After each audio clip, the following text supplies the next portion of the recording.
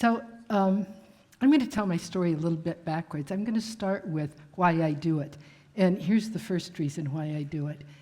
Joyce is one of 17 girls who just graduated from St. Francis Secondary School for Girls in Naivasha, Kenya. These pictures were all taken on graduation day in November. Look at those beautiful faces. These girls are so happy. And when I was taking their pictures, I interviewed them, and I said, tell me where you see yourselves in 10 years. And they said, I want to be a doctor. I want to be a lawyer.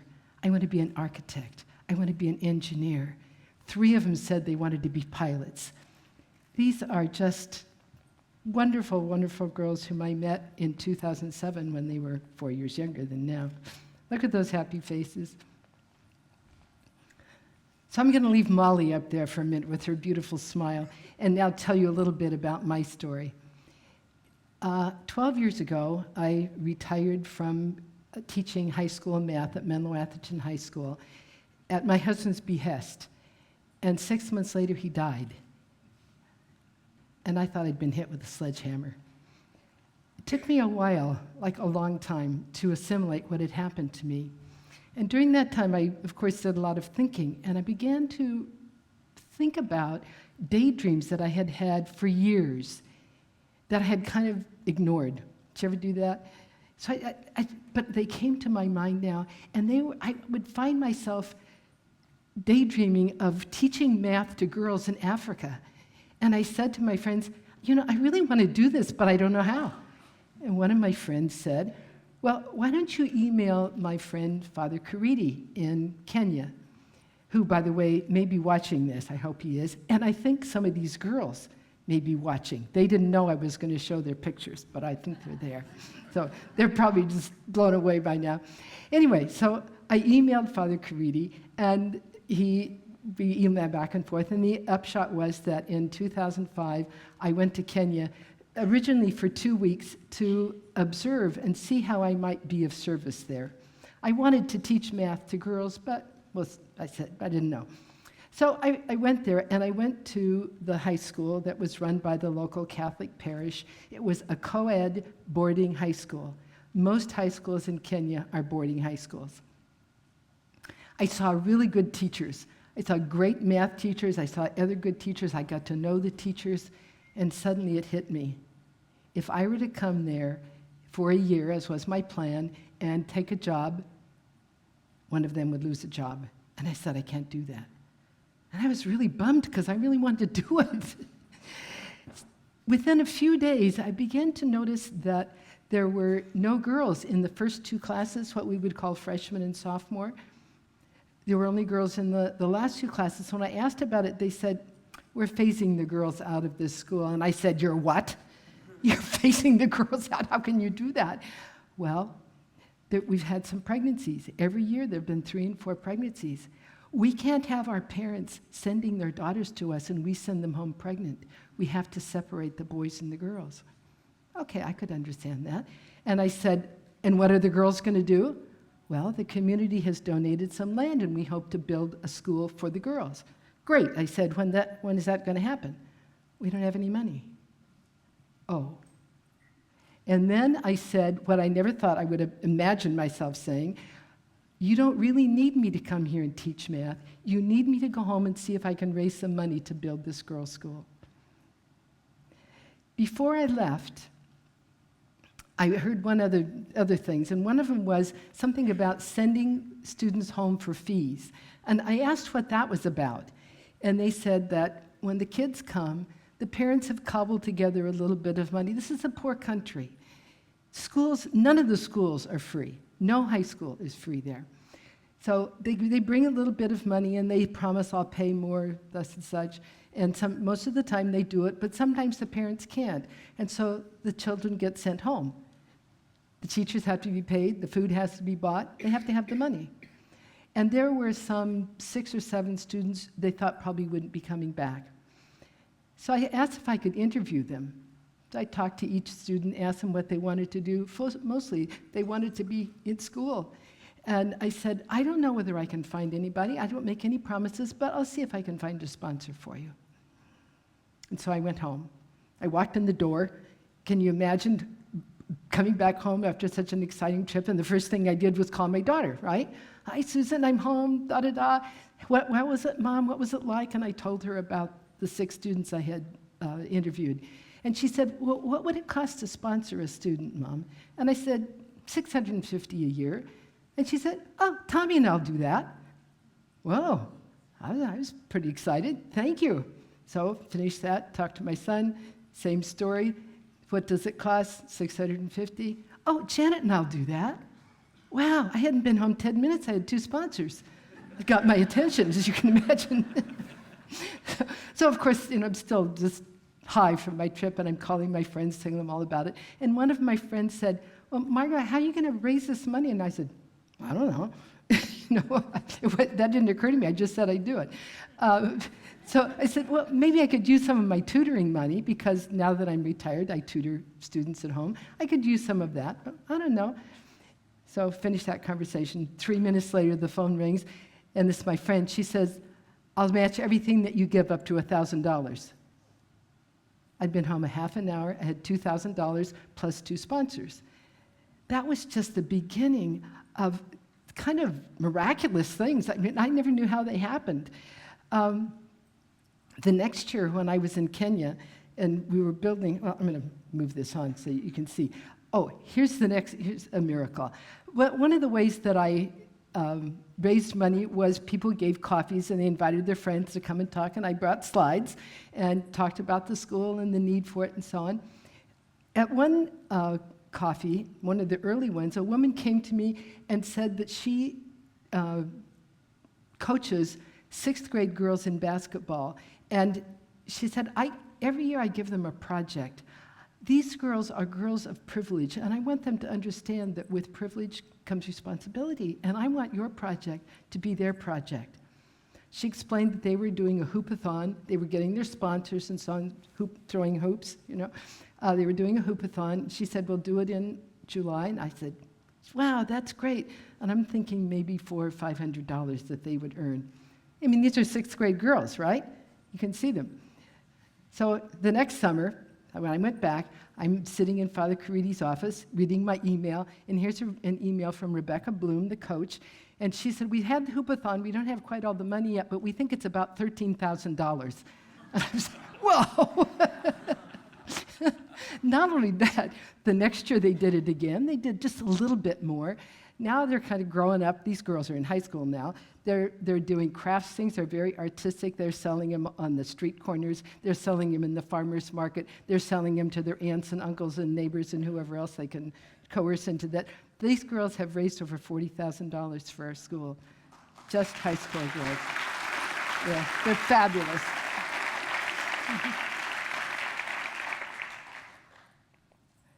So I went back that second year, that was in 2006.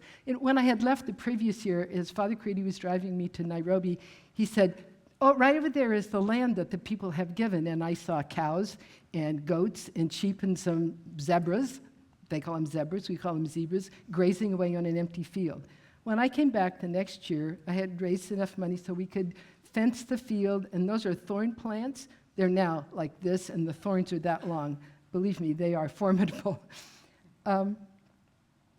We broke ground. There's Father Caridi and me. They were quite amazed that I knew what to do with that pickaxe or whatever it is.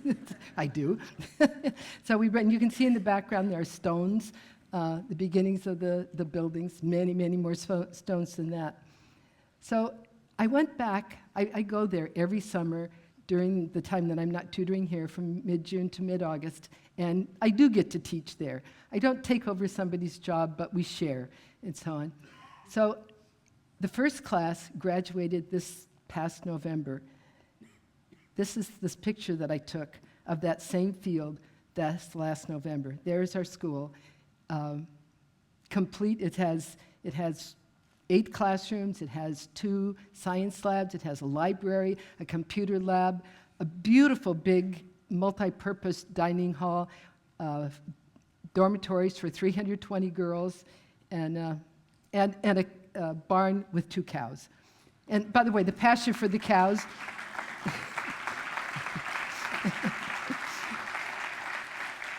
The pasture for the cows is the soccer field, so it has to be kind of cleaned off before they can play soccer. These are those first 18 girls that I met in 2007. I had to go back there and watch them graduate. It was a big deal to go this November, but I had to see them. I took this picture before I left in August, 240 girls. Now, the school year has begun in January, so we now have about 280 girls. I want to stop here for a minute and tell you what happens to girls who don't get to go to school, and there are many, many of them. There are government high schools that can accommodate about 40% of the students who pass the exam, the national exam they have to take at the end of the 8th grade. Those are the best performers, of course. Then all the other 60% have to scrabble, and of course there aren't enough schools. There aren't enough private schools, and the parents don't have the money. So what happens is they may end up as what's called a house help. They work in the houses and take care of the kids and do all the hard work. They may end up on the streets. A lot of women end up on the streets. Or they may end up in a marriage that their parents have arranged. They may be married to a man who's 50 years old and already has 2 wives. They're going to be the one who has to go out to the river to get the water, has to go to the forest to get the fuel, has to till the soil, warm the old man's bed, and have babies maybe at 15 or 16 years old, long before their bodies are ready. So going to high school, the privilege of going to high school is really special. These girls all know the alternatives to going to high school, and maybe, if they're lucky, going on to the university. These girls are really motivated. These are the middle-level performers from the primary elementary schools. Of our 17 girls who graduated last November, every single one of them passed the national exam. Every one of them. 14 of them qualified to go to the university, and now my job is to figure out how we're going to pay for that.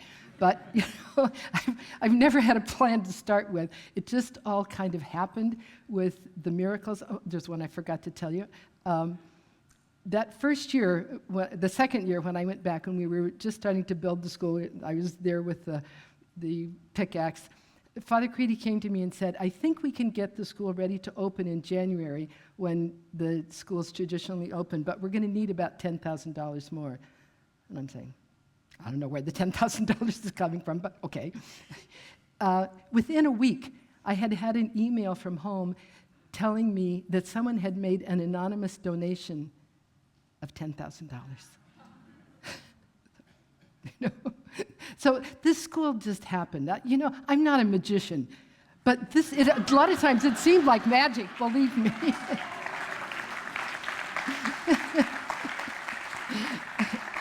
So there's supposed to be, there's one more picture, but it's not showing. I just want to say, it was a picture of these last girls. Okay, we'll look at Joyce again. I'll tell you what I've learned. Oh, here it is. There they are. Those wonderful girls. By the way, not one of them told me that she wanted to go out fetching water and wood. So I want to tell you what I've learned in this odyssey that I've been on. The first thing I've learned is that age doesn't matter. I was 68 when I went to Kenya to begin with in 2005. I just turned 75 2 years ago.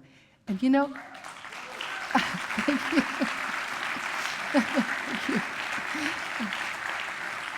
I feel like I could go on for another 25 years. Just like this whole project has given me such a life, so much more than I could ever have imagined. The second thing I've learned is that one person can do a lot. I didn't do this by myself. You can imagine, I pulled in everybody. I have a board for my foundation that we had to establish called Can You Help? By the way, can you help? We have a website, which was another one of those magical things that turned up. Our website name is canyouhelp.us. Can you help us? So I didn't do this by myself. People came. One more magic thing that I have to tell you about is early on when the money started coming in. It was coming through my church. And they said to me, Margo, you have to have your own foundation. We're just volunteers. We can't do all this. There are too many checks. And I said, I don't know how to get a foundation. The next thing I knew, someone said, well, I have a connection with a law firm on the peninsula. Let me see what we can do. And before I knew it, Wilson Sonsini, one of the biggest law firms in the peninsula, was doing our legal work pro bono. So when I say magic, that's the kind of magic that happens. So the second thing I learned is one person can do a lot, but I couldn't do it by myself. I could have said, this is a huge problem, and I can't do anything about it. Or I could have said, this is a great big problem. Maybe I could deal with this much of it. The third thing that I learned has just fallen out of my head. It'll come to me in just a second. Wow, I didn't think this was going to happen.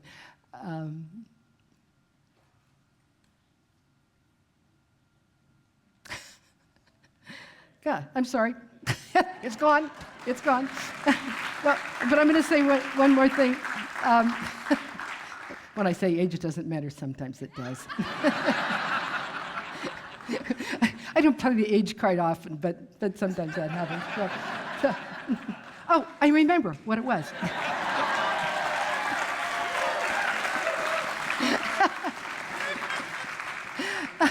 And that is, if you feel something tugging at your heart, listen up.